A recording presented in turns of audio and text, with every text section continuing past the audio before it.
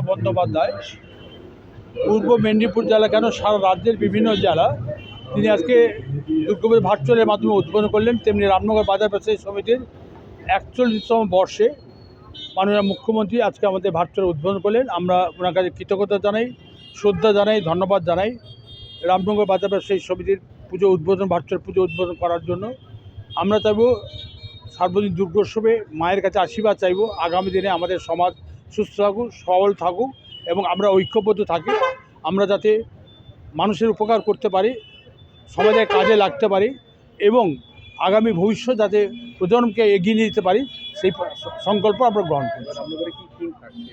আমাদের রাজস্থানের একটা আমাদের রাজবাড়ি, ওই আমাদের মূর্তি হচ্ছে পেতলের মূর্তি, এটা আমরা অনুকরণ করে করেছি এবং আমাদের সাবেকি মূর্তি হয়েছে। তাছাড়া বিভিন্ন সাংস্কৃতিক অনুষ্ঠান রয়েছে, ব্লাড ডোনেশন ক্যাম্প রয়েছে, বস্ত্র বিতরণ রয়েছে, বিভিন্ন ধরনের সাংস্কৃতিক অনুষ্ঠান রয়েছে। সারা বছর ধরে রামনগর বাজার ব্যবসায়ী সমিতি বিভিন্ন কাজে তারা অগ্রণী ভূমিকা গ্রহণ করে, শুধু ব্যবসা নয় কিন্তু সামাজিক কাজেও তারা অগ্রণী ভূমিকা গ্রহণ করে।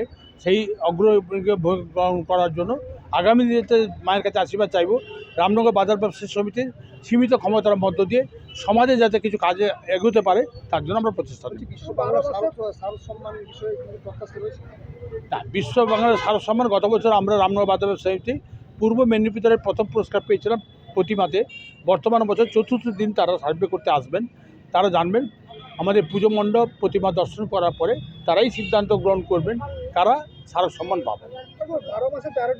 আমাদের ব্যবসায়ীদের হচ্ছে রামনগর বাজার ব্যবসায়ী সমিতি ঐক্যবদ্ধ, সবাইকে সাথে নিয়ে আমরা চলি এবং আমাদের নিজেদের একবারে রামনগর বাজার ব্যবসায়ী সমিতির সকল সদস্যরা যারা আছেন তাদের অর্থানুকূলে আমরা এই পুজো করে থাকি। আমরা কোনো রকম বাইরে থেকে কোনো রকম কালেকশন করি না, গাড়ি ঘোড়া থেকে শুরু করে কোনো মানুষের কাছে চাপ সৃষ্টি নেই।